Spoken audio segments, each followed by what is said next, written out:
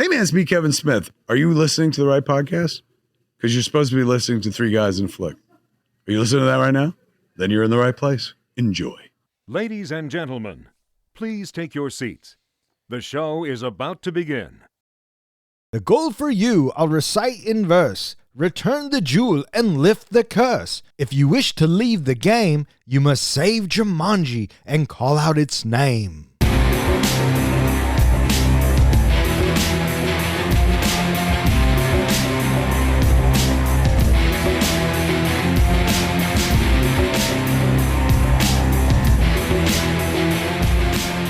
Welcome back. You are listening to Three Guys in a Flick. This is where we review the good, the bad, and the absurd. Tonight's episode, Jumanji.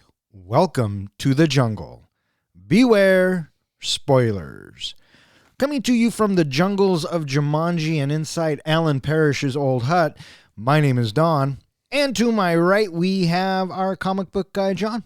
There's some pretty big mosquitoes around here. I know, I see those, but do you see that margarita maker? Oh, I'm pretty excited for that sucker. All right.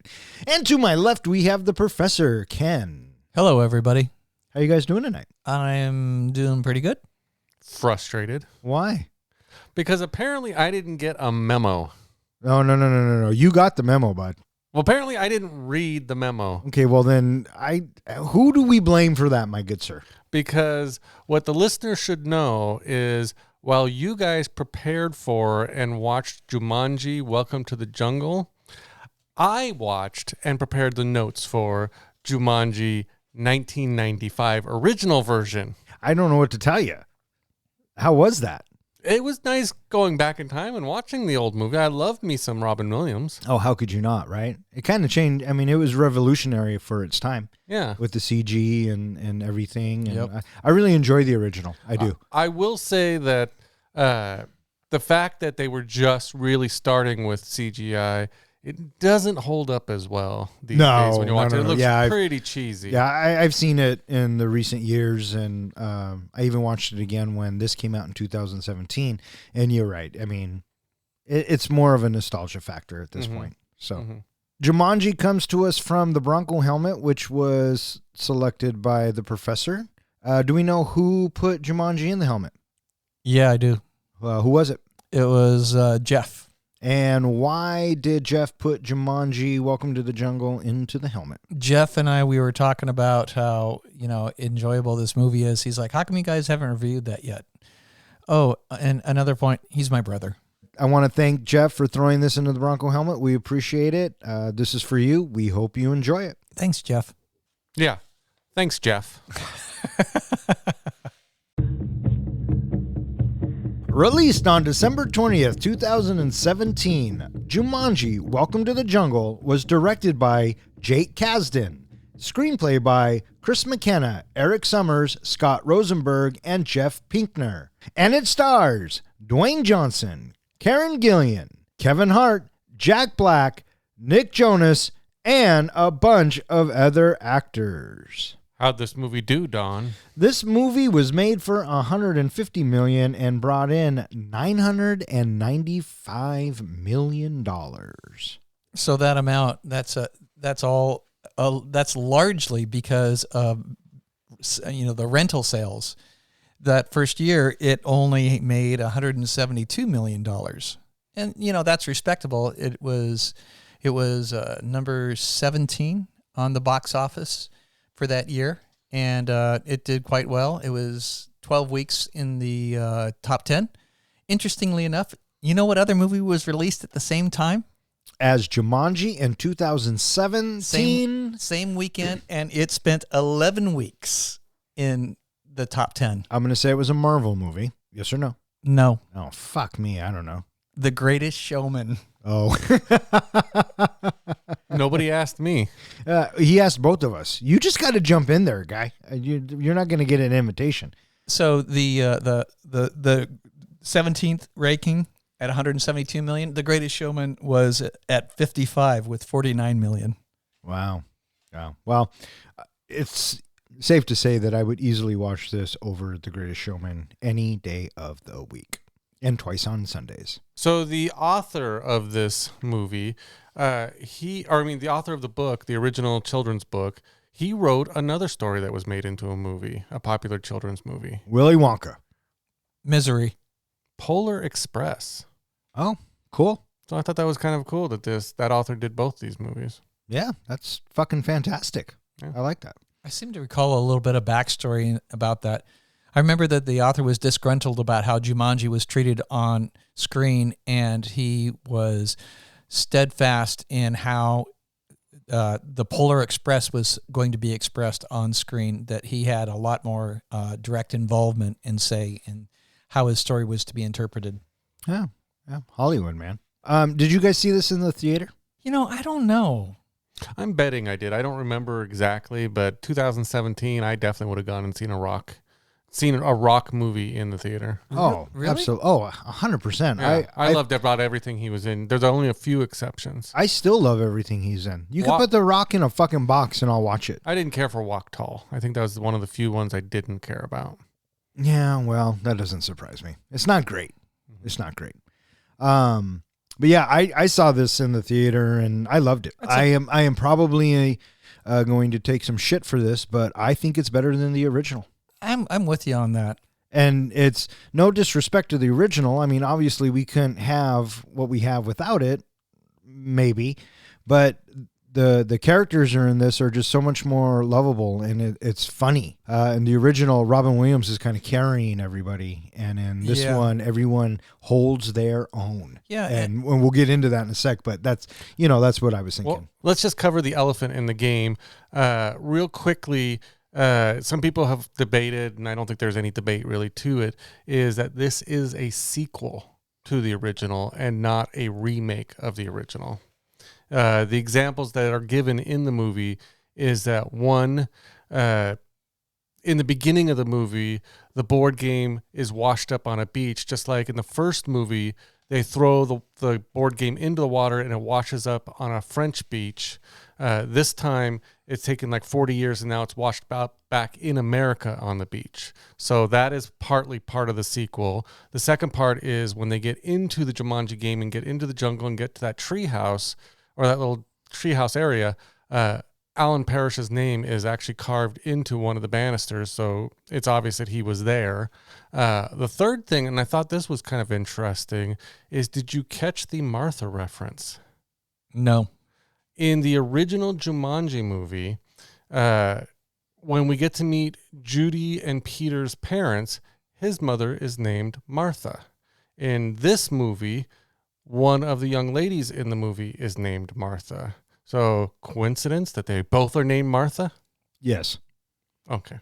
I thought all the way through that it wasn't a sequel, but that's just how I felt. I can see why it would be considered a sequel, and I guess technically it could be. I mean, you're right. The board game is the same, and typically in sequels we look for characters to carry through, but in this particular series, the board game is what is the through line. I would call the next one with The Rock and Awkwafina the next level. That is definitely a sequel. I would definitely call that a sequel to this one. A reimagining, I think it's more in line with the sequel. Well, the biggest reason why it is actually a sequel is because of the writers and the directors. They have said in interviews that they did not want to take away from Robin Williams's basically what he did with the first movie. So they couldn't imagine doing a remake of, overlapping what he did. Instead, they wanted this to be a sequel so that it could be part of his legacy. Oh, sure. I can appreciate that point because this trio, you have Jake and Chris and Eric, the two writers and the director, they do several works together, and they seem to be a merry little trio because they also did the Spider-Man movies, Homecoming, Far From Home, No Way Home, and they also did Ant-Man and the Wasp, and they also did the Lego Batman. So I feel like that this little trio, they definitely have a history together where they are thoughtful in what they try to put out. Oh, sure. And this movie I thought was very smartly written. And the dialogue is very witty, and it's the banter between the characters. I mean, it all just worked. It all just kind of fell Agreed. into place. And it's just a lot of fun, Yeah. you know? So let's talk about this cast. First and foremost, let's talk about Jack Black. What do you guys think of Jack Black? I love Jack Black. He's awesome in this. He's awesome in almost everything he does. I don't have too many other contexts for him. First place I always go is School of Rock. And then after School of Rock, then I go to King Kong. And then after King Kong, then I go to Tropic Thunder. Sure. And that's about where it ends. Have you ever seen Be Kind Rewind? Uh-uh. That's a great movie. It's on Max, him and Mos Def. It's a fun little comedy. If you want to get to the real Jack Black, or kind of who he is and who he wants to be, watch The Pick of Destiny, The Tenacious D. the Tenacious D movie, because first and foremost, I think his heart lies in music, rock and roll, and his band Tenacious D. The wife has spent a lot of time with Tenacious D. She has a big soft spot for that. Has she seen him live? No. I actually got to go to a convention one time that they brought in Tenacious D to play, and Jack Black, whether he's on the screen or he is doing his Tenacious D He's just band, being him. he is so much fun and so lovable. Yeah. Karen Gillian, Nebula herself. What'd you think? That's the only other place I know her for, really. The wife loves her for Doctor Who. I'll say you break my heart if you don't mention Doctor Who. Don't do Who. He doesn't do the Who. And so, yeah, the only other place I really have her for is, Marvel. She is probably, for Doctor Who's fans, she is up there in the top 3 best companions. Kevin Hart. I like Kevin Hart in a lot of things, but there's only so much Kevin Hart I can take, because he's one of those actors who's been a little bit typecast and plays the same character every single time, and it's a lot like his own stand-up comedy. So yeah, I do find him funny, but after a while, I think he gets a little grating. What do you think? Oh, I love him. I'll watch Kevin Hart in almost anything. I think his stand-ups are hilarious, and his mannerisms and his comedic timing is key. And when he's paired with The Rock, I think that's just like a dynamic duo. Mm-hmm. Ken, you got a preference on him? The only way I know Kevin Hart outside of Jumanji is through interviews on late night shows. I haven't seen any other Kevin Hart movie besides Jumanji's. Well, you are missing out, sir. Well, let me ask you If this. you want a good laugh, check out a Kevin Hart movie. I was going to ask you on that topic, do you have a favorite Kevin Hart movie? Probably this, I would think. I'd have to think about it for a second. I liked him in Central Intelligence. I liked him in Get Hard with Will Ferrell. Yeah. What about you? I think Central Intelligence. I actually like the pairing of Rock and Kevin Hart more in that movie than I did this movie. Oh, I don't. I think this movie is the apex of their partnership so far. All right. The man himself, Dwayne Johnson. What do you guys think? I thought he was great in this movie. This movie was perfect for him. I mean, he fit into this role perfectly. Yeah, totally agree. Do you have a favorite Rock performance? And I'm not counting WrestleMania 21 where him and Stone Cold wrestled That was a pretty good at one. Safeco. Or it was Safeco then. T-Mobile I now. was there to see it. So was I. So for me, I think my other favorite place I really like him in is Fast Five. He was so wonderful in that. He just exploded that movie. I could not agree more. I was leaning towards Tooth Fairy. Oh, the hockey movie, huh? I'm kidding. I don't know. I've liked him in a lot of the movies he was in. He's come a long way since The Scorpion King. Yes, he has. Although I have to say, when The Rundown and Scorpion King came out, I was already a fan because of the wrestling, but I just thought that those movies were just so funny, and he has great comedic timing. And then he does The Game Plan, which I think is my favorite role of his, is where he plays the quarterback, and it's a fucking Disney movie. Outside of that, Hobbs, you can't go wrong with Hobbs. Hobbs and Shaw. Absolutely. I'm glad you brought up The Rundown. That is one of my favorite Rock movies. And, the most recent thing I've seen him in was Black Adam, and that was the first time I was like, maybe not so much. Little crestfallen. Yeah, he was more fun in The Jungle Cruise, the Disney adaptation or remake, whatever. I liked Black Adam. That swashbuckling adventure type guy, I think he does really good at. I was wondering, I was going to bring that up a little bit later, but we can talk about it now. Thinking about having the spirit of Jumanji, it feels like it could, rival what we have in the Jungle Cruise insofar in the spirit of the swashbuckling adventureness of the movie. Oh, sure. I mean, they're interchangeable. Yeah. There's a predicament. It's in the jungle. Now, how our characters get there is different, obviously, but, action is action. And it's perilous, but not that perilous. Right. And although Emily Blunt is in Jungle Cruise, and I do like Emily Blunt, I would pick Jumanji over that one any day of the week as a jungle adventure movie to watch. Yeah, it's stronger. Raiders of the Lost Ark or Jumanji? Oh, come on. So for me, watching The Rock, I remember watching him in The Mummy Returns and thinking, man, I wonder where this guy's going to go, because, here he is breaking into, it's only a couple minutes in the movie, but, where is this guy going to go? Because, he looks fucking badass. And then, right after that, he does the rundown, and then he was really fun in Be Cool. Him and his little cowboy dance. Yes. Oh, and it's just a small cameo bit. Yes. But he is so good. You're absolutely right. Yeah. And so I'm looking at him and I'm wondering, man, this guy, he's really going to be taken off. And, my soft spot movie, and I've only watched it once, and it was with you, Don, The Game Plan. I think that he plays that to a T. That is just so perfectly played. Yeah. Listeners, if you haven't watched The Game Plan, before you start rolling your eyes at me, and you know who you are, check it out. You'll absolutely fall in love with The Rock and the little gal who played. I cried just thinking about it. Do you know what was one of Rock's very first acting roles? No. When he joined the Wrestling Federation? No. Outside of wrestling. It was a Star Trek Next Gen episode. Oh, no way. He was? played an alien in it. That's right. I remember that. An I alien didn't gladiator. No, I didn't know that. Yeah, he was like a rival gladiator, and one of the Star Trek crew was also a gladiator, and he was kind of sort of helping him out a little bit. Yeah. That's fucking awesome. Yeah. Listeners, if you're a big fan of Rock, watch that TV show he has, The Young Rock Show. It's really good. I like it. Here's a fun fact. Dwayne Johnson's net worth, $800 million. That's just a little bit. Is it trivia time? Why, yes, Don. I believe it is finally time for trivia.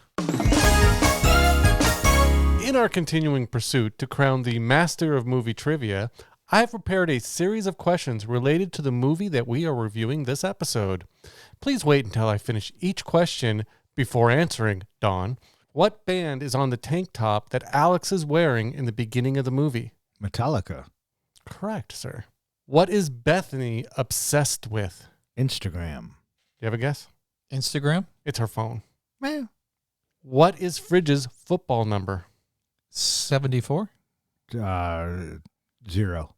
94. 94. Fuck. Only one of their avatars can read the map. Who is it? It's Osborne. Dr. Shelley. Oberman. The curvy map reader. What mode of transportation do they take from the transportation shed? Helicopter? Correct. Fuck. On their way out of the bazaar, Seaplane leads the others through a series of tunnels. They must all stay off of what color brick so that they're not killed by the blades? White. Very good. Did it give you a Last Crusade feel? Yeah. A little bit. What is the name of the high school that the characters attend? Brantford High School. Correct. What is the name, first and last, of the character played by Ray's Darby who guides the players in the game? I just know him as Nigel. Nigel Hawthorne. It's Nigel Billingsley. Wow. Who's Nigel Hawthorne? That sounds very familiar to me. I don't know. Oh, okay.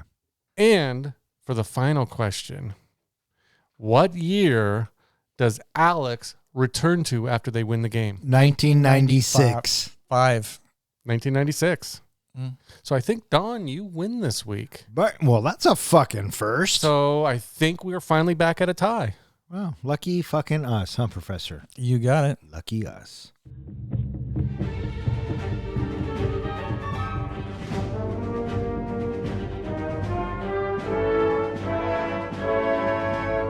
In 1996, Brantford, New Hampshire teenager Alex Vreek receives Jumanji, which was previously disposed of by Alan Parrish and Sarah Whittle in 1969 from his father, who found it on the coast. Alex finds it's transformed into a video game cartridge later that night.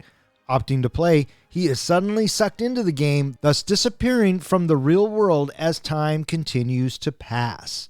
21 years later, 4 Brantford High School students, awkward Spencer Gilpin, athletic Anthony Fridge Johnson, ditzy Bethany Walker, and cynical Martha Kaplan, are given detention for various reasons.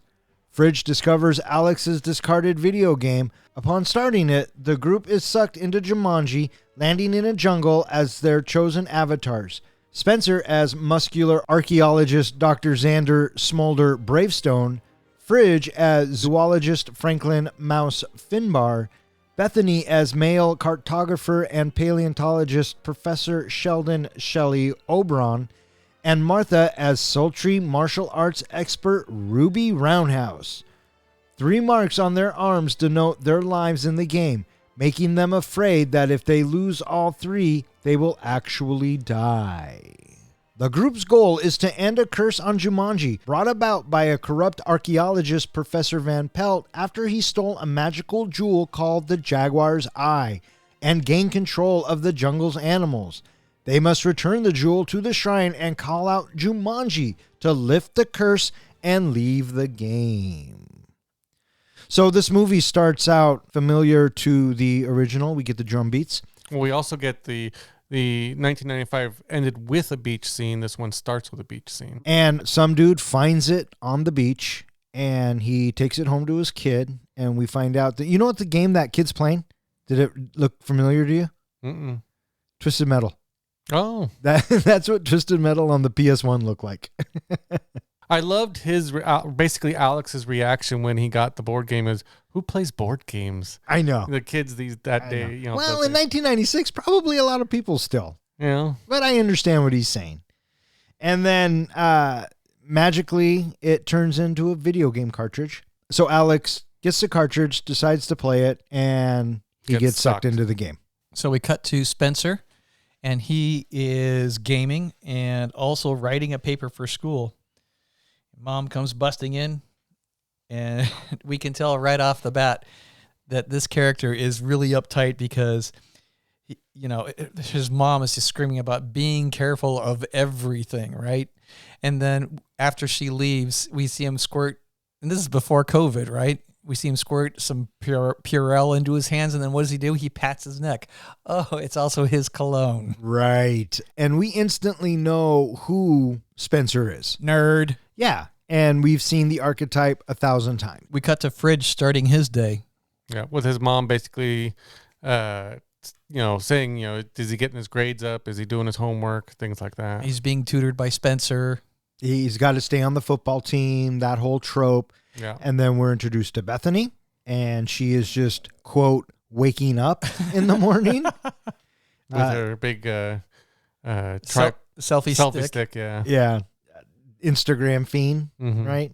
And then Martha, we find out that Martha is very shy and, Awkward. Awkward. That's a good word. So we have our 4 high school archetypes. Mm-hmm. And did you get a little bit of Breakfast Club vibe throughout this whole thing? It wasn't until later when they started connecting with each other that it started to move in that direction. For me, it's when they're going around and getting detention. And it reminded me a little bit of summer school. And then when they all have to go in and talk to the principal, I think that for me felt a little Breakfast Clubby. Jack Black actually said when he first read the script, he was reminded of Breakfast Club. And that was one of the things that drew him to this movie. Yeah. So we also get to see a scene where Spencer and Fridge, they're meeting in front of the Freak House. And I was noticing how CGI'd the Freak House looked, because it was just like this flat, dark gray / black, 100% just flat color of nothing. There was no lighter colors to it at all. Yeah. Yeah. And the other thing that sort of bugged me was all the foliage on the trees. It's clearly the fall, and why are all these Christmas decorations out with all these trees with all these leaves on them? Because the dad never took the Christmas lights down. No, it wasn't his place. It was the neighbors' houses around it. It bugged me. Oh, the neighbors' houses around it had Christmas lights on? They had Oh. Christmas decorations, Christmas lights, but all these leaves are in the trees. Hey, does that make it a Christmas movie? I knew that was going to come up. What makes a Christmas movie a Christmas movie? We'll talk Who about cares? Yeah, we'll talk about it in December. The pacing of this movie in the beginning, one of the key things we've talked about in past movies is the introduction of our main characters and the pacing of that. Like Breakfast Club, we've always kind of referenced as one of the perfect pacings for introducing us to our characters, who they are, what they're like, and what their characteristics are.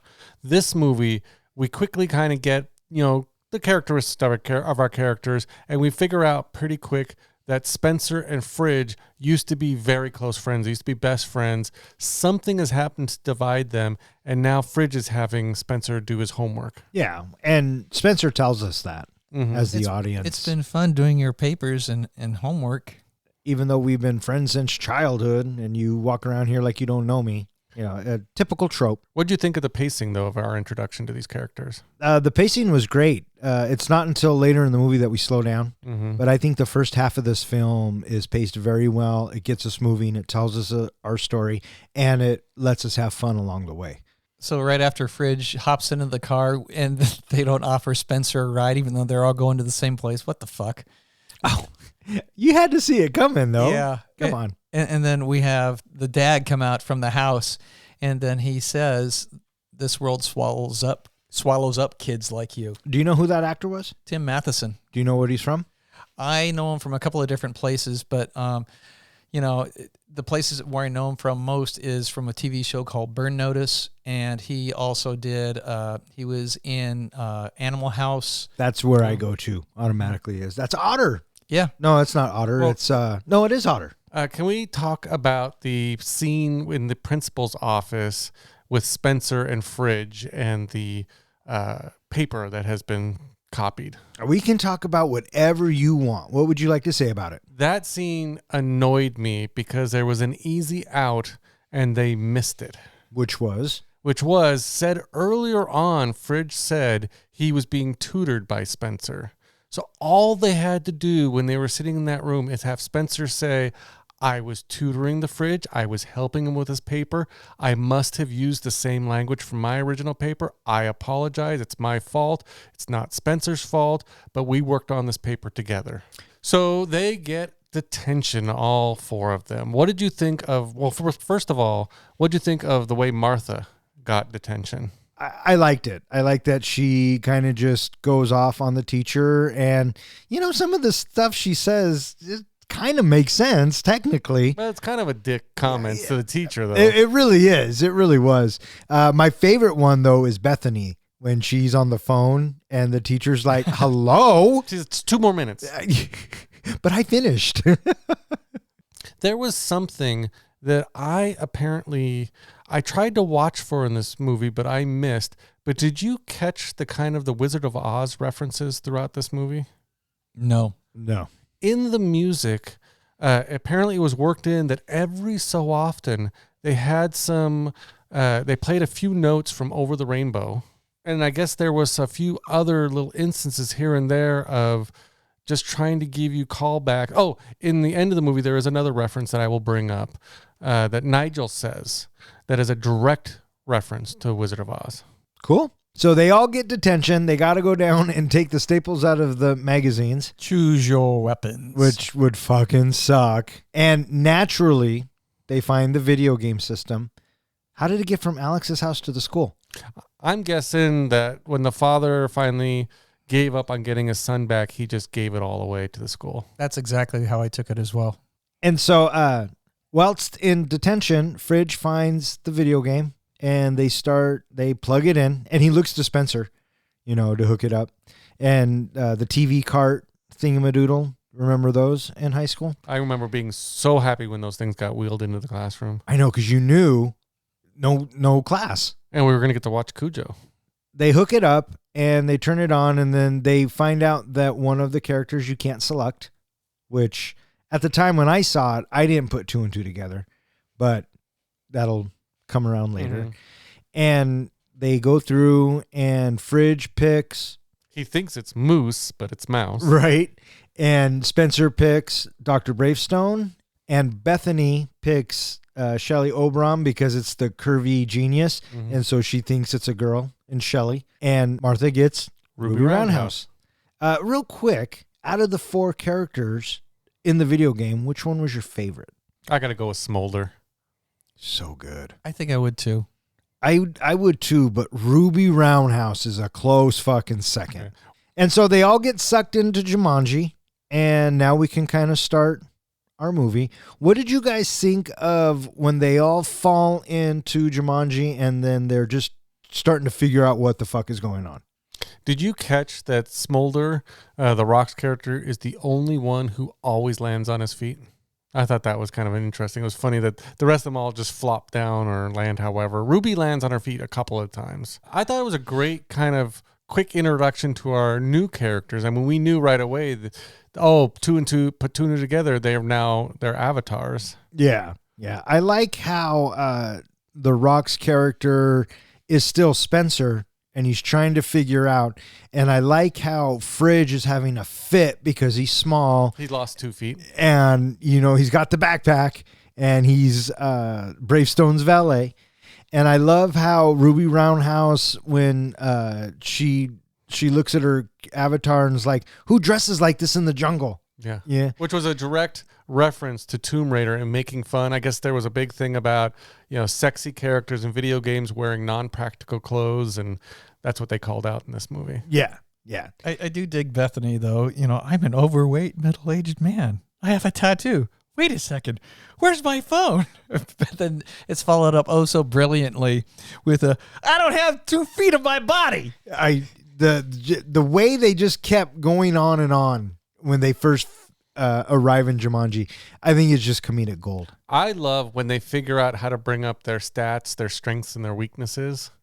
Tapping their chest or whatever, and how, The Rock brings up his and he's got no weaknesses, all strengths. Yep. And then they bring up like Kevin Hart's and he's got all weaknesses and barely any. Like strength is one of his weaknesses. How is strength a weakness? I love that. And I love too that cake was on his list because that's going to pay off later. How is cake going to come into play at some point in this? I like when they're figuring it out and Fridge goes up to Ruby and he's all, you just press your chest. Here, let me do it for you. She's like, get out of here.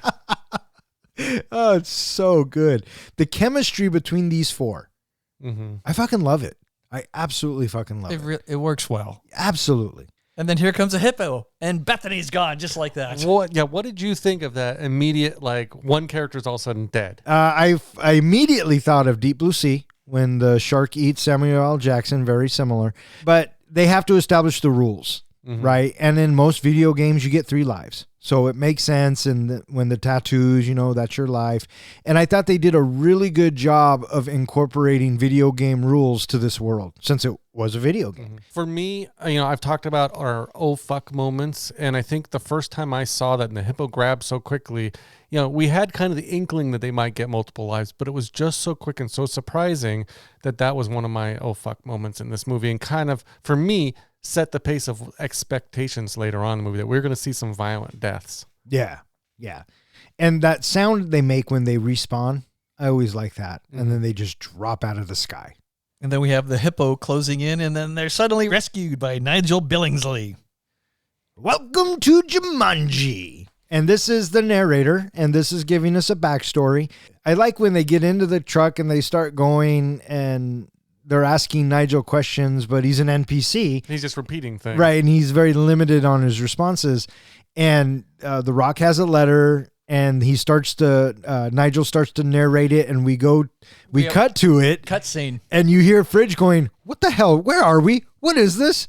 And Spencer, I think it's a cutscene. And they just do a really good job of explaining it. It tells you the backstory. Yeah. And this is also where we get introduced to our antagonist, Bobby Cannavale. Dr. Russell Van Pelt. What'd you guys think of the villain here? He was good. Yeah? Yeah, I did like him, but I almost feel like we didn't get enough of him. I can see that for sure. The only thing I liked about him was there was only a few scenes where he was really intimidating, But other than that, I thought he was just a paint-by-numbers villain thrown in there to be some sort of an obstacle for our heroes.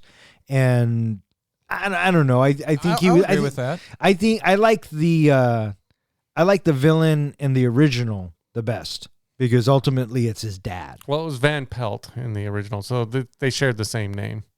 So we get up to speed with this is what they're supposed to be doing in Jumanji. You got to go find this jewel, the Jaguar jewel. Well, Nigel gives it to him, and then Nigel leaves them, and they're supposed to look at the map, but the map is blank, and so the only one that can read the map is Jack Black's character. Because we learned they all have their strengths, they all have their weakness, and cartography. Cartology? I don't know. Whatever. Cartography. I like cartology. He's an expert with maps, and he can actually see what's on the map. So then we're given the idea of, oh, they're all going to have to use their strengths throughout this movie. Right. They are all going to have to work together and figure it out. And Spencer immediately figures it out that it's a game. There's levels. You got to beat the boss on every level, and you got to just keep progressing. Ooh, baby, I love your way every day. Yeah. Ooh, baby, Coping with their avatars, their character weaknesses, Van Pelt's men, and their own group dynamics as they begin their journey, they encounter Alex playing the fifth avatar, pilot Jefferson Seaplay McDonough, who takes them to a treehouse that Alan Parrish built during his tenure in Jumanji. Alex thinks he has only been stuck in the game for a couple of months. Everyone, including Alex, is shocked to learn that he's been in there for 20 years. The group coordinate with each other's strengths and work together to overcome the game's obstacles. They manage to return the jewel to the statue, break the curse, and return to the real world. So during their navigation to get to the bazaar area, we see them, obviously you were saying, Don, that they have some interaction between each other, some group dynamic issues. What did you think of Spencer and Fridge's interactions? I thought it was okay. I'm assuming you're talking about when they're walking up the cliff. And, things like that. And Fridge is pissed, right? I mean, because he doesn't want to be here. He's blaming Spencer for all of this, but in reality, it's Fridge's own fault. Mm-hmm. Had he just done his own homework, none of this would have been a fucking problem. But he doesn't see it like that. In the meanwhile, Spencer's like, fuck you, dude. You never wanted to hang out with me. And the only reason why you do hang out with me is because I do your homework. And now that I have this body, I feel like I can tell you that, even though he tries not to. Well, I thought it was kind of a dick maneuver when Fridge pushed him off the cliff. Oh, a huge dick maneuver. But I do love when Spencer starts to kind of find his balls a little bit, stands up to Fridge, and Fridge comes up and hits him or slaps him. And what does Spencer do? Punches him into a wall. Yeah, he just uses that strength. Yeah. Did you get any kind of tingle every time he did the smolder? Oh, who didn't? And I liked when Bethany gets the tingle too as Jack Black. Yeah, she goes, do it again. Yeah. What did you think of the smolder? I was indifferent. Oh, okay. We have the roar of the motorcycles showing up, and now things are perilous, and we are propelled forward, and they're fleeing through the jungle.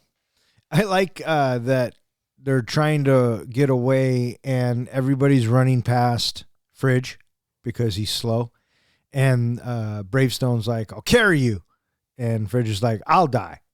And I'd rather die than you carry me. And then they cut to he's flying down the road carrying Kevin Hart. Did you catch Bethany when she's in Jack Black's body and she's complaining that she's having a heart attack or she's dying, whatever?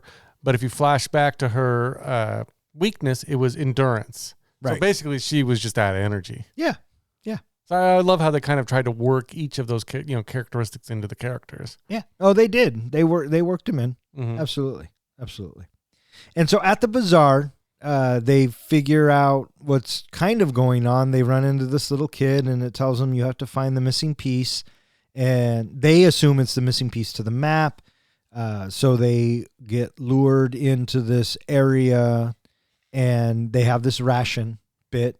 And, it's like in the video game where your player gets their health back.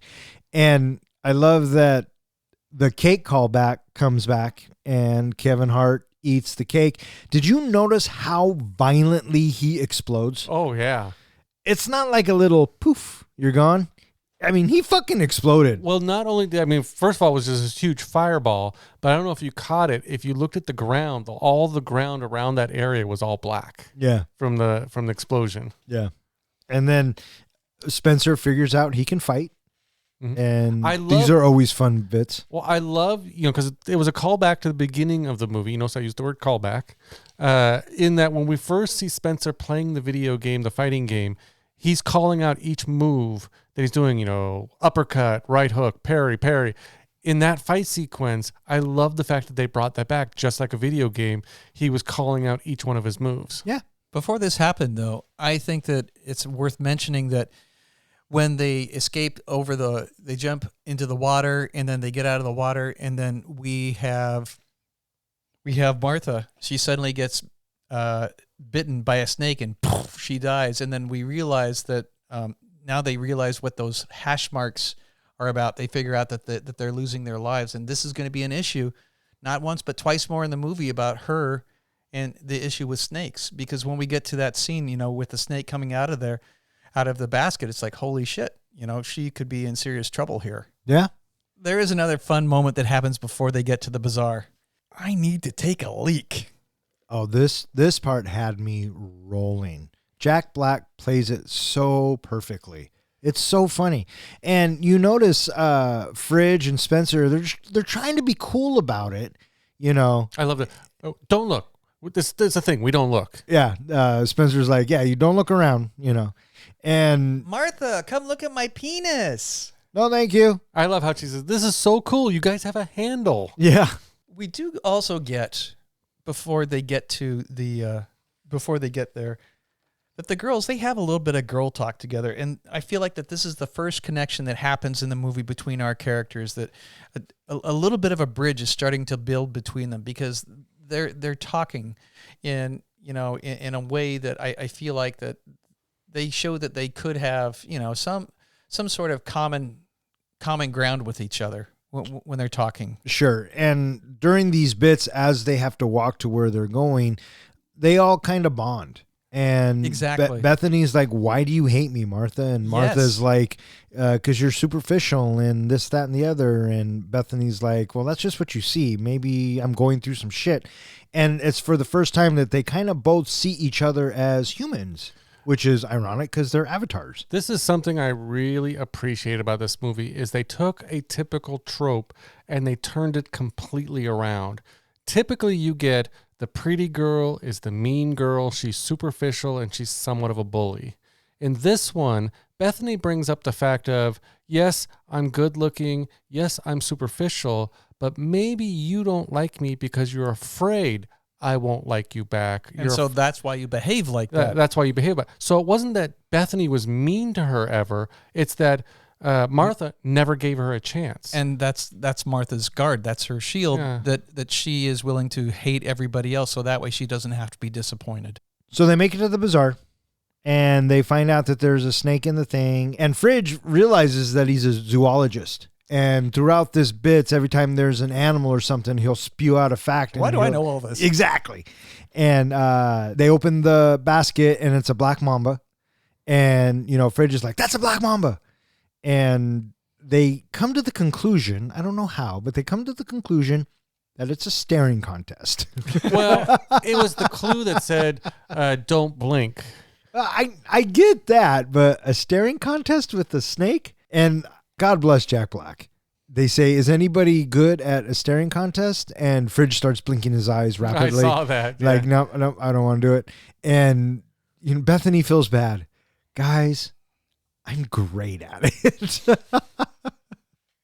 So it turns out it's not a staring contest, but in fact, they have to defang the black mamba. And luckily, Bravestone has fast reflexes because he's able to catch it, open its mouth, and Fridge gets to defang the black mamba. And he's super proud of himself. He's like, I defanged a black mamba. I noticed that's about Fridge is each time he does something that like would be out of his norm, defanging, basically doing something on his own for himself, defanging the Black Mamba, coming up with all that trivia, things like that. He got pretty proud of himself. So I think that was kind of his life lesson throughout this movie is do it on your own and take pride in what you do. Yeah, sure. And so they get this Clue. was that an original piece from the game?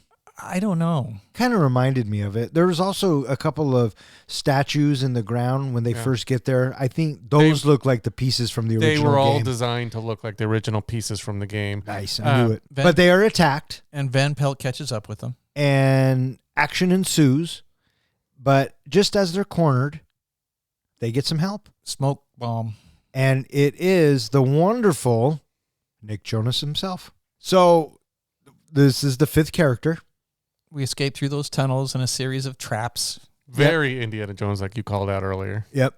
And then they go back to Seaplane's hangout, which is Alan Parrish's hideout. We learned Which that- when I saw that in the theater, I just went, "Aw," because that was a really cool call out. Mm-hmm. I thought that was a really classy way to tie the two together. I didn't recognize it. Well, Because you probably forgot that Robin Williams' name Because was it'd Alan been- Parrish. Because it was 15 years since I'd seen it. yeah. Well, that's what I'm saying. And if you think about it a little bit deeper, Alan Parrish escaped Jumanji in 1995. Alex was sucked in there in 1996. So it was only a 1 year apart that they missed each other. Yeah. I love too that his strength is making margaritas. I thought that was pretty funny. And how Fridge keeps drinking more and more margaritas. And Spencer and Martha just spit theirs out. Right. But this is also where Spencer and Martha kind of tell each other that they're vibing on each other. Yeah. Right. Mm-hmm. And then that kiss is so funny. It was so funny. So bad. Yeah. Another important point that is revealed is they finally come to realize that they all need each other to succeed if they're going to have any shot of getting out of the game. They figure out that Seaplane is the missing piece. Yeah, because he reveals he is incapable of finishing the game without them. He has needed them all this time. Right. And the next level up is the transportation shed, in which this is where Seaplane always stuck, but now he has the help of the other four. And this is also where we get some very crucial information. We find out that Seaplane has been stuck in Jumanji for 20 years and not just a couple of months. Mm-hmm. I thought this was kind of, it gave me a new take on the original movie in that the fact Seaplane, like time passes differently in the world of Jumanji, that Seaplane didn't realize. He thought it had only been maybe a few months. So that makes me wonder if Alan knew time had traveled so long that he had been in there for 20 years. Yeah, I'd have to go back and watch it. Yeah. Well, he wouldn't necessarily know that because if he comes out of the game the way everybody else comes out of the game, you are put back where you were left. Yeah. Right? You know where the game took you. He wouldn't necessarily know if it had been 2 weeks, 10 months, 2 years. That's a good point. So the gang comes up with a plan that we need a distraction. And Bethany needs to teach Martha how to flirt. And I dug that whole thing. Oh, this thing made me laugh. And the fact that Jack Black He sells pulled it. it off. I mean, he sells it. Oh, yeah. And even Karen Gillan, when she's trying to do, The hair flip, the lips. or the clicking of the tongue, whatever that was. The tongue to the roof of the mouth. Oh my, like this is so funny. And the walk. And the way Karen would flip her hair and the eyes is just so awkward, but it's so funny. Mm-hmm. And so she walks down there to do the distraction, and this is one of her skills coming into play. Well, one thing I wanted to bring up was in an interview, Dwayne Johnson was asked if he could play any other role in this movie, what would he have wanted to play? And immediately he said Jack Black's character. He would have loved to try to do what Jack Black did in this movie. And I think that would have been an interesting take. I almost kind of wish they would have done that in the sequel. And then so the dance fighting. What do you think of the song they chose? Ooh, baby, I love your way every day. Yeah, yeah. Ooh, baby, I love your way every day. I hate that fucking song. I hate that fucking song with a passion. It gets was stuck in your head. lame. I know. It was lame, I know. but it was a fun fight choreography scene. And during this, Seaplane's freaking out because he's only got one life left, and he thinks of himself as not a good pilot, and he's just a lot of self-doubt. And so the other three are like, come on, dude, you got to do this. You got to do this. And they land up stealing the helicopter. What'd you guys think of this whole helicopter bit? I was down with it. Yeah, You're talking about stealing it or flying it? all of it. I thought it was good. I thought it was a good action sequence. Yeah. Yeah. And kind of typical, something's wrong with the helicopter. The Rock's got to fix it. But my favorite part is when Mouse drops the gem. I thought that was a brilliant the plan that Spencer came up with to get the gem back. Oh yeah, it was great. But they're kind of taking off. They're thinking they think they are in the clear, and Mouse is like, guys. Well, he basically goes, oops. And they're like, what do you mean, oops? And Bravestone comes up with this great idea, and he throws Mouse out of the helicopter as a distraction. They go back and they get the jewel, and as Moose is respawning, they flip the helicopter and 90 degrees. The Rock catches he him. falls through the doorway, and he's caught. Right. I love the scene right after this where they're all congratulating and celebrating that they got past that level, they got the gem and everything. And here is Mouse, basically Fridge, talking about, none of you've ever been stampeded by rhinos. You've never seen their undercarriages. I've seen things. Yeah. He's all kinds of pissed off. And this is also when Seaplane gets bit by a mosquito. Now, in this movie, there's a couple of bits that I think are done very tenderly and have a lot of heart. And I think this is the beginning of it. This is the beginning kinship between Bethany and Seaplane. They see that he got bit by a mosquito. We know that mosquitoes is his weakness, and we know that this is his last life. But Bethany has 2 lives, and so she saves Seaplane's life. What did you guys think of this whole bit? I thought it was tender, and she didn't know that's what was going to happen, that she was going to surrender one of her lives. She just naturally went in to help him. But I do appreciate that halfway through that sequence, I forget who was that noticed that her tattoo was starting to disappear on her arm, and they brought that up to her. You're giving him one of your lives, and she goes, "No worries, no problem. I'm willing to do that." Yeah. And that said a lot about Bethany's character.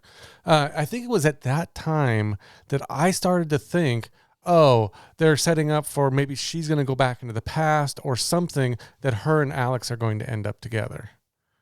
Did you think that at any time? No, I didn't, because I'm not sure why I didn't. It just didn't go that way for me. Mm-hmm. And the way it plays out, I think is just so much better. Oh, I agree with you 100%. But yeah, no, I didn't see it going that way. Yeah, you can tell she was sweet on him, but we didn't necessarily know if he was sweet on her. And it felt like more like a schoolgirl crush. There was a really fun moment right in this time as well, where Alex says, "Does phone mean something different in the future?" Yeah, and it's kind of hinting at us that, because we find out that he's been in here for 20 years, because he starts talking about Cindy Crawford being the bomb and using all of this old lingo. Yeah. And Fridge and Spencer are like, what the fuck are you talking about, bud? I love that Fridge, or I think it was Fridge that made the comment, she's like 50 years old. And they are like... And Spencer's like, man, but she's still kind of good looking. Yeah, exactly. That was a good bit. No, the biggest thing I thought was funny in this whole sequence was, they kind of sprinkled in some adult humor here and there right after Bethany saves Alex's life. And, they all stand up and they all walk away. He gets the 2 guys notice something sticking out of Bethany's pants. It was These things are crazy. That was subtly but well done. Yes. Yeah, without actually having to show us, it was obvious what they were talking about. Oh yeah, it was very well done. Made me laugh. Which takes me back to the peeing moment. And look at this.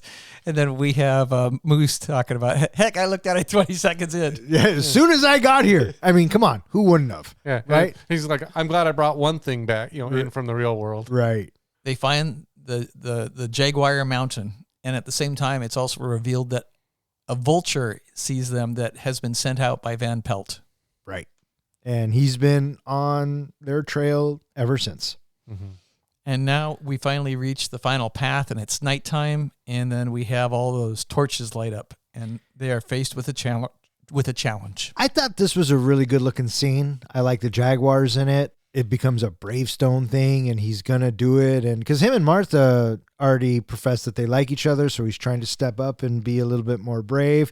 And like you were saying earlier, comic book guy, this is a prime example of how Bravestone or Spencer is not fearless, because he goes up into the trees. And he's really good at climbing. That's one of his strengths. That's right. And he's trying to go, from tree to tree to tree, but a squirrel fucking scares him. He falls down and he gets eaten by a jaguar. But here's a part that I had to think about this last time I watched this movie, is usually when people are killed, they respond right away and they fall down from the sky, or at least it takes a few seconds. Did you notice he didn't respond right away? Which means he didn't die right away, which, if you think about it, that means that jaguar was gnawing on him for a while before he actually died. Yeah, I didn't pay attention. And then a nice little moment happens where we have Spence. He's completely freaked out, and it's Moose that has to give him a pep talk. It was so much easier when we had more than one life. And Moose is like, dude, that's all we ever get is just one life. And it kind of puts things into perspective for him. And Moose I love how we're calling him Moose. Mouse comes up with the game plan. I might not know video games, but I know football. And so they come up with this plan. And they have to all work together, which, again, another thing about this movie. Yeah. It took all 5 of them to get out. Mm-hmm. And I like how they did it. They got The Rock a motorcycle. Ruby has the gem. They split up. Van Pelt can only follow one at a time, ends up following Ruby. And just the way they worked it out and the way they made it happen was really good. I liked the whole thing, which I thought this was a little bit interesting when Fridge comes upon the elephant and tells the elephant to stop and realizes that not only does he know zoology, but he has a connection with the animals. I thought it was interesting, first of all, that this elephant is one of the few creatures that Van Pelt's not controlling. Somehow, Fridge, his zoology maybe is overpowering Van Pelt's abilities. But when he breaks through the woods and he's the actual one with the gem and yells, "Zoology, bitch," I love that. I thought it was a great scene. Yeah, Ruby Roundhouse goes in to get the jewel, and she is, even though that venom is her weakness, she still bravely goes in to retrieve it. And she has a plan. Yeah, I think her plan was at some point to die anyway, because she said, "You just get to the top and I will get you the gem." Yeah. And it was brilliant because as soon as Spencer gets to the top, she gets bitten, she poofs, goes away, and when she respawns, she falls, and they do the whole action, catch the jewel at the last second, and Ruby lands on her feet. She does a superhero landing. She does a superhero landing. So bad on your knees. Yeah. They find the jewel, he shoves it in, and they all yell, Jumanji. I got to say, the climax of that moment, I thought it was ridiculous how the motorcycle is going almost vertical up the mountainside. That it looks so preposterous. And the ridiculousness, the crazy rope swing that he does to retrieve the jewel from Martha. Holy shit. But I kept thinking that too. I think the first time I thought, oh, that's impossible. Then I kept thinking, this is not typical world, rules. This is game world rules. And that's exactly, in video games, people are driving up walls and things. So I didn't have a problem with it. Oh, yeah. No, not at all. I loved how fantastical it was. Mm-hmm. And just the whole fun of it. Mm-hmm. Yeah. And then we will watch Van Pelt, and he's destroyed. He just melts away. Which, again, he's kind of a non-threatening villain to me. Just kind of like a fly getting in the way, being annoying. So of the 3 little creatures that he had with him, the tarantula going underneath his sleeve, the centipede going into his ear, or the scorpion coming out of his mouth? Which one made you cringe? The scorpion. I think it was a scorpion. For me, it was the centipede. That's a close second. Mm. That is a close second. Absolutely. I thought it was interesting the way they built him up with these powers and everything. And when he gets his really big bad moment, he's using a gun and he's putting a knife to Bethany's throat. I mean, he's not using his abilities. Yeah, like I said, not a very good villain. Yeah. So we get our whole thing, Jumanji world is saved. The curse is broken. Everything goes to blue skies. Nigel shows back up again and they got lifted the curse. Yes, and they have to shake hands to leave the world. I love how Mouse is just like, oh, shut the fuck up and shake my hand. He was just in a hurry to get out of there. This is where I was going to bring up the other Wizard of Oz reference. Did you catch what he said to Mouse?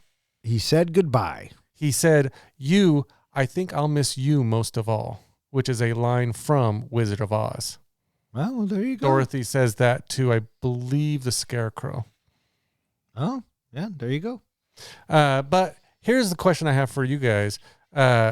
First of all, would you have gone back to the real world or would you have wanted to stay and play? I think at that point, with only one life left, I would have gone back. Fuck yeah, I'd go back. I think I would have gone back, but I think I might want to have played again. I think I might have wanted to start the game over because at that point they would realize that when they left, they went right back to the exact moment they left. So I would almost want to go back into the game and start over again. Okay, but if you go back into the game and start all over again, you better have other players going in there with you. Yeah. Otherwise, you're going to get stuck. Well, that's what I'm thinking is I'd hope everybody else would want to play too. So you guys would have to come along with me. No, absolutely not. No? No, because I already played it. Where's your sense of adventure? So I dug the moment at the end, right before Spencer is thinking, maybe we should stay. And, I appreciate what he says about that. I like being this with you, and then let's be like this every day. Right. And so, I just like that moment where, it's like we can be like this every day. It doesn't just have to be like this. We can do this in the real world too. Yeah. Yeah. They finally found the courage to start to become who they really are. Yeah. And it gives you the impression, too, that when they return to the real world, they're going to bring some of those traits with them. Martha's going to be more confident and more open, and Spencer's going to find some courage. Oh, yeah, absolutely. The whole arcs of our characters happen within this video game. And as soon as they're thrown out, it shows. Mm-hmm.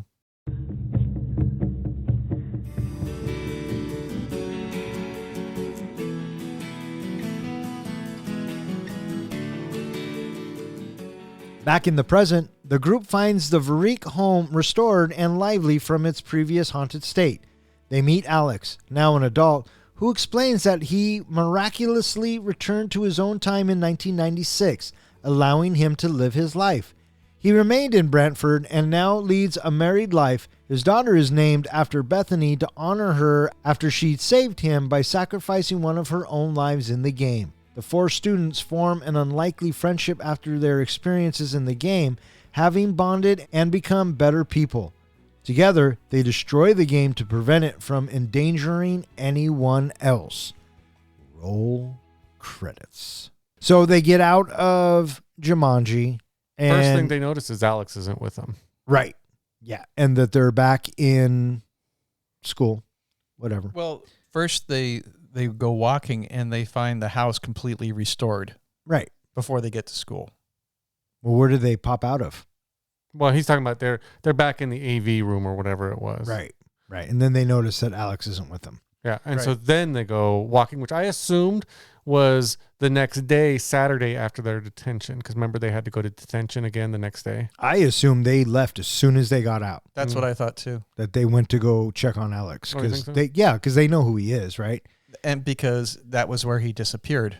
Right. So let's go look there. Right. That's what I thought. And this is one of my favorite bits in this entire movie. And it's very subtle. And I think a lot of it is the way that Colin Hanks plays this. And just the four of them. And they see him. And they see that the house isn't in ruins. And Alex is older now. Did you see the shirt he's wearing? He's wearing a Metallica shirt. Still a metalhead. I absolutely loved his character. And the bit that gets me is when he tells Bethany that this is my little girl, or he tells Bethany that we named our daughter after the girl who saved my life. And then just the pure happiness and just relief that are on all of their faces. And, you know, Spencer's like, well, what happened? What happened? And Alex is like, no, I popped out exactly when I left and everything is good. Everything worked out.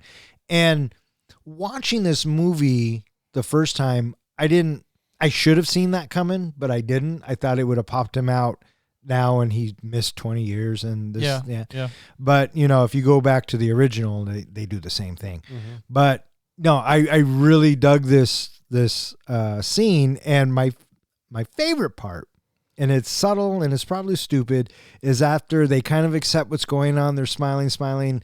Alex just kind of says, I was so stoked. And it's just in that moment, it's just the pure happiness and the pure joy. Of that scene, you were talking about the look of the relief on their face. When they go to Bethany's face, just the sense of pride and, I don't know, just the fact that she felt so honored to have the child named after her. I thought that was she did a great job of expressing that on her face. Yes, I agree wholeheartedly. You guys cried.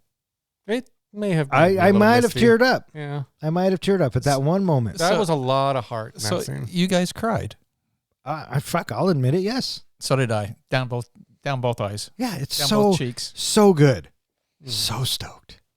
And so now we're back at school and it's the next day. Now I'm assuming it's the next day because it's the next morning. And, you know, Bethany's talking to her friend about wanting to backpack and being adventurous. I loved and that whole thing of now she's dropped that whole superficial thing and she wants to be, you know, she loved the jungle. She wants to go out and be in the woods. Yeah. And the look on her friend's face. Horrified. Absolutely. And we get Martha and Spencer giving each other a proper kiss. Well, even before that, I love the fact that Spencer shows up with Fridge and they're walking side by side and they kind of do the fist bump. I like how Fridge runs up to catch up to Spencer. Yeah. Yeah, very satisfying. Hey, a life and death situation will make anyone bond. So.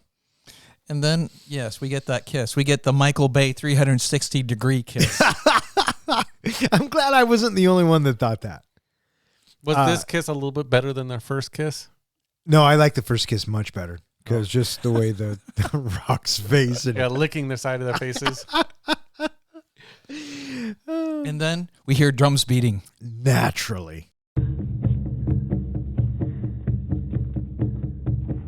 And then cut to a big old fucking bowling ball smushing it. Well, that's the funny thing too, is I remember when they first got to the AV room. He's like, what do they need with a bowling ball? What do they need with a bowling ball? Well, we get our answer at the end of the movie. Yeah. And that was Jumanji.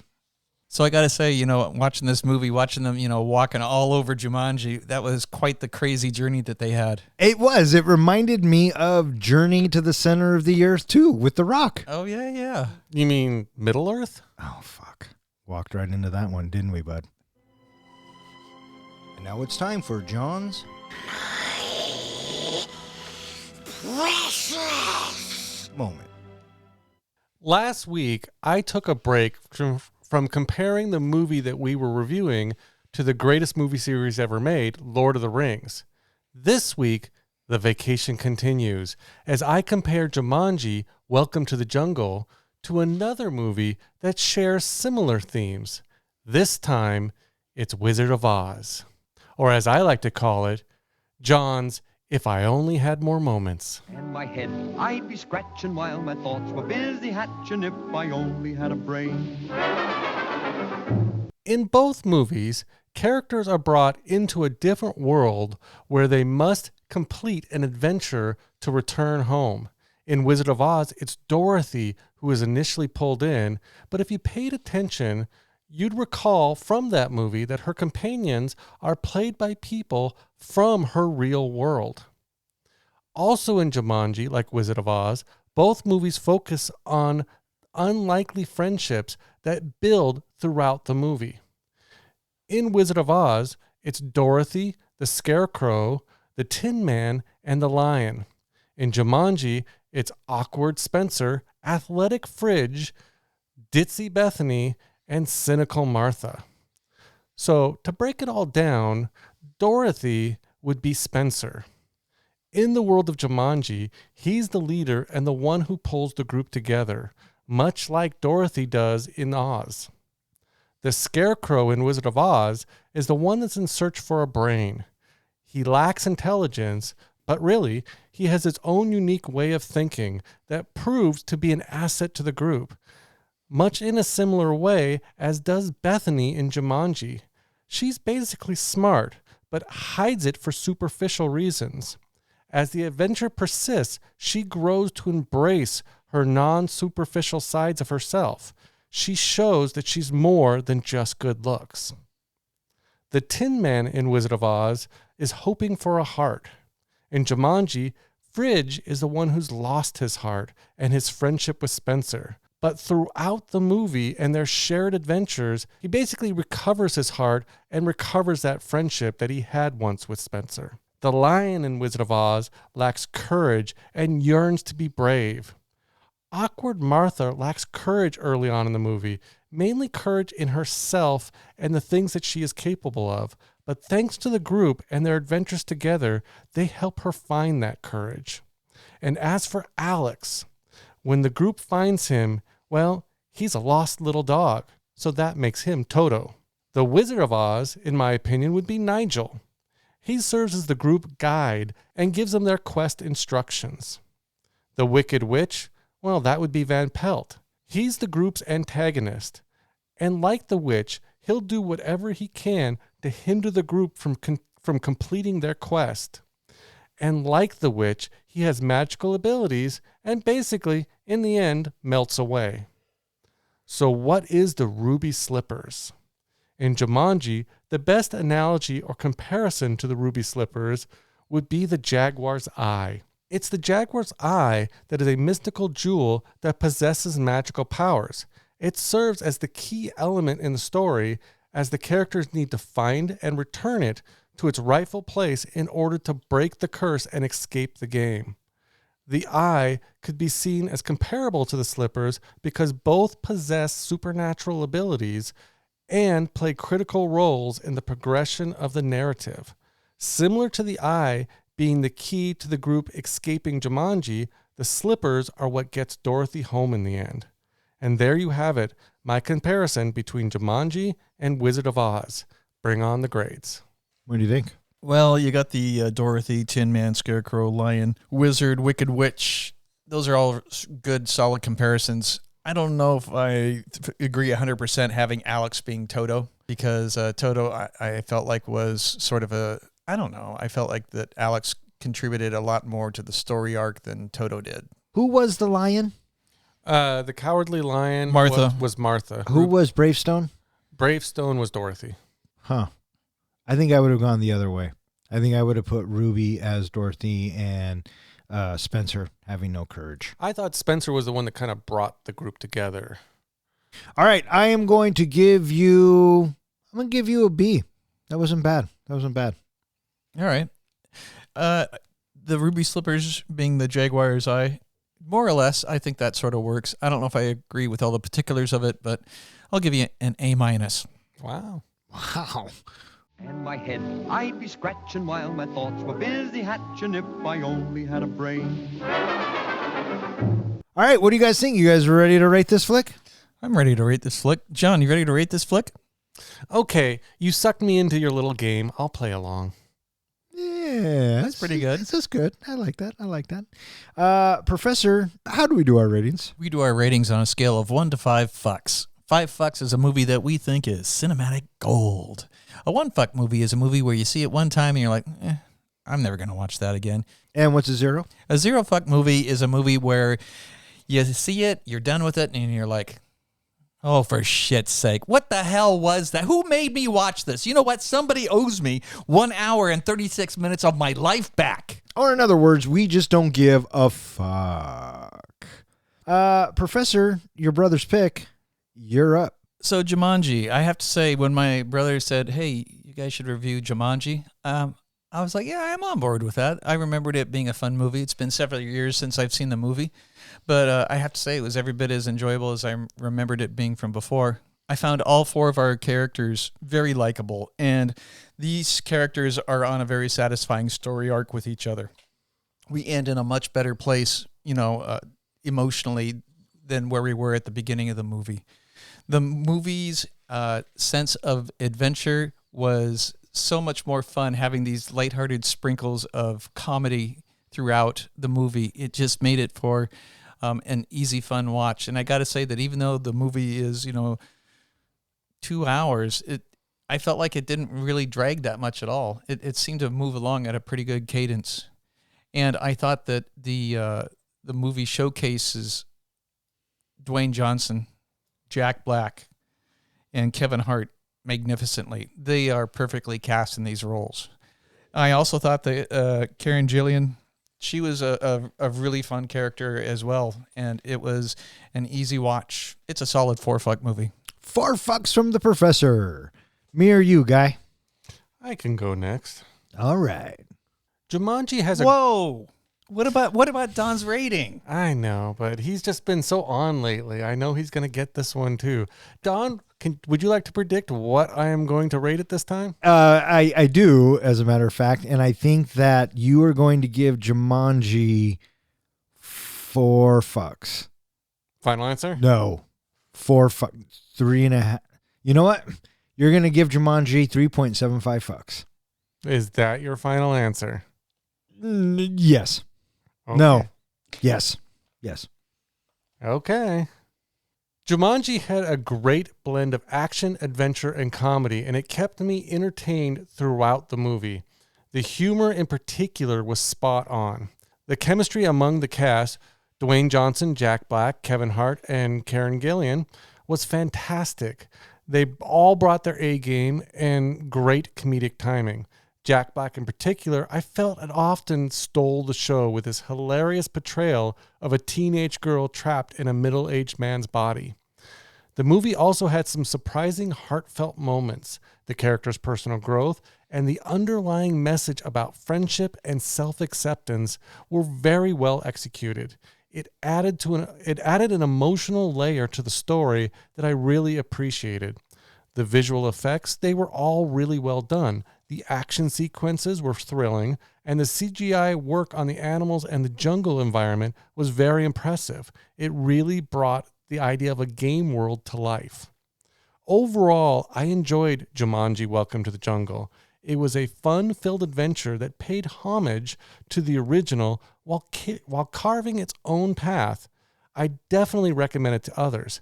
The only issues I had with the movie was at times the pacing for me felt a little bit long, a little bit drawn out, like they were trying to fit a little bit too much into the movie, as well as I felt like the original characters outside of the game were at times a little bit underdeveloped. We could have gotten a little bit more from them to care about them a little bit more. But with that being said, I'm going to give Jumanji 4 solid fucks. It had minor flaws, but the entertainment value and the stellar performances made up for it. Well, I was fucking close. You should have stuck with your first choice. Oh, I should have. Jumanji: Welcome to the Jungle. I thought that this was a really fun ride. I thought that The Rock, Kevin Hart, Jack Black, and Karen Gillan did a fantastic job. I really enjoyed this flick, and I appreciate the callbacks that they sent to the 95 version and just how they all tied it together. The script was smart. The soundtrack was good. The special effects were fun. The cast was great. I am giving Jumanji: Welcome to the Jungle 4.25 fucks. With 4 solid fucks from the professor and the comic book guy and 4.25 fucks from yours truly, that gives Jumanji: Welcome to the Jungle an average of 4.1 fuck, which puts it in the 10th spot, tied with Big Fish, Spider-Man: No Way Home, and The Fifth Element. It is slightly better than Dodgeball, Zombieland, and Edge of Tomorrow, and slightly worse than Thor: Love and Thunder, The Breakfast Club, Top Gun: Maverick, and The Big Lebowski. Did you know that there was originally a different planned ending for this movie? No. Besides the idea of them kind of destroying it, the movie was supposed to end with the game again evolving into a phone app and then showing up on everybody's phone. But I like that they left it with the game being destroyed, which led into the next movie. Right. Yeah. Because obviously we saw a sequel coming. And apparently, from the news that I'm reading, they're working on a third one. Oh, that doesn't surprise me at all. As long as they bring everybody back, it's fine. Mm-hmm. All right, that is going to wrap it up for this episode of Three Guys in a Flick. If you would like to know which movie we are going to be reviewing next, please check out the website. Speaking of which, hey, John, where can they find us? They can find us at www.threeguysinaflick.com, which is our website. You can go there. You can submit a movie that you would like us to review next. You can also find all of our podcasts and all of our show notes. You can also find us at any place that has social media or host podcasts. All right, I just want to thank Zach, Ronnie, and Jill for listening. Keep on listening. Thanks, Zach. Thanks, Ronnie. Thanks, Jill. And I want to say thanks to Jeff for throwing Jumanji into the helmet. I hope we did it justice for you. And I also want to thank anyone else who has suggested and who listens. If you keep listening, we'll keep recording. For Three Guys in a Flick, I'm Don. I'm John. And I'm Ken. Thanks for listening.